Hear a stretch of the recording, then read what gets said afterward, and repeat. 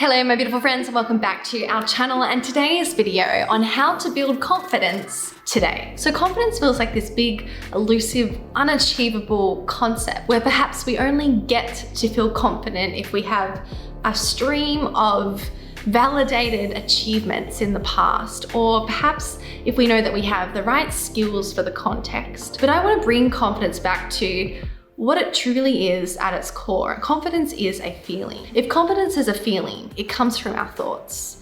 And if we're talking about confidence towards ourselves, feeling self-confident, then the thoughts are going to relate to thoughts about ourselves. So if we have thoughts about ourselves, that we can trust ourselves and that we can have some certainty in ourselves, then we will feel confident. And the same person who had these thoughts of trust and certainty in themselves in one moment, who then felt confident because of that, could then have some doubting and uncertain thoughts about themselves in the next moment and then not feel confident. So I really just want to strip that back to recognize that confidence is not something that you have once and for all and it's done, but because it's a feeling, it's something that ebbs and flows with our thoughts. And over time, you can practice and develop these thought systems and these neural pathways that run so efficiently, habitually, subconsciously, that tend to promote these thoughts that create confidence, so that in your general, unconscious, subconscious, habitual way of being, you tend to have thoughts that create confidence. That can happen over time. But for the most part, what will be true in our lives is that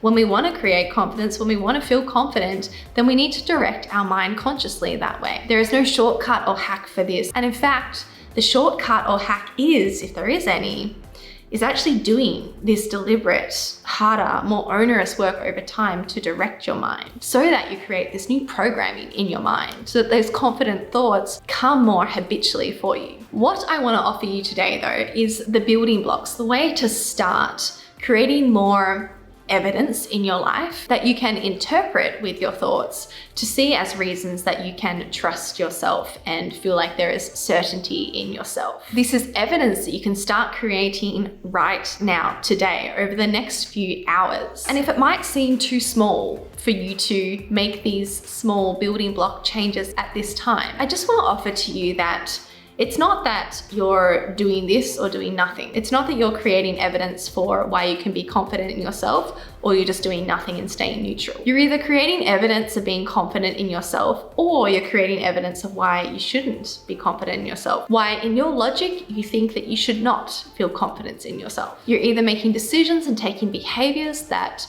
support your sense of self-confidence, your belief system that fuels your confidence, or you're taking behaviors and making decisions that undermine your confidence and create more self-doubt for you. Which category do you want to be in? All right, so this small act of creating evidence for why you can have thoughts about certainty and trust in yourself is going to come from making a plan to take an action and actually following through. I want you to really think about the message that you're sending to yourself and the evidence that you're creating for yourself.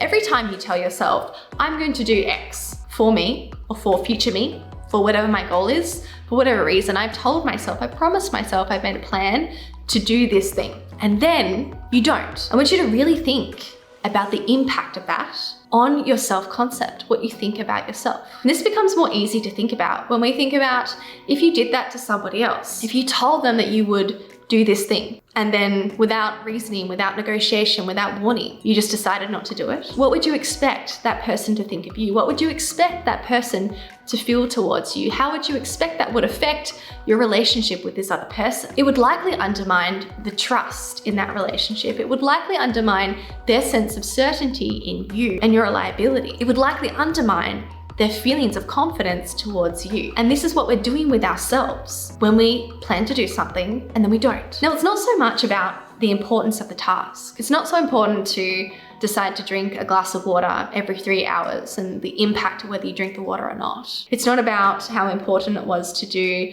that specific task on your to-do list. But here we're purely looking at the relationship that you're building with yourself, the evidence that you're creating with yourself. When you say that you're going to do something and then you don't do it. So many of us wonder why we don't feel confident, why we feel disheartened when we create plans, or feel like we cannot achieve these big goals that we've set in the future.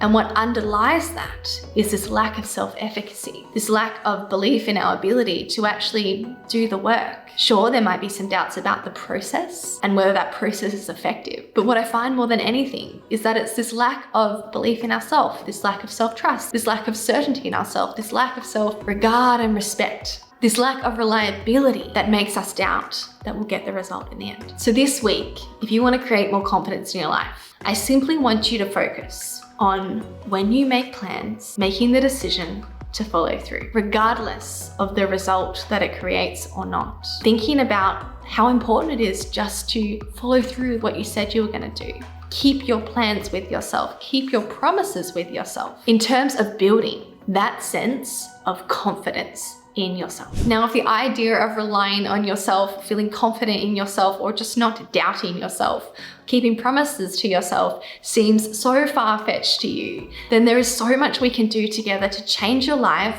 by getting you coached. If you feel like there is a big gap for you here in terms of your confidence and your sense of self-efficacy, then go to my website, book in for a free coaching consult, and I can show you how coaching can help you in this area. Love you guys so much, and I'll see you in my next one.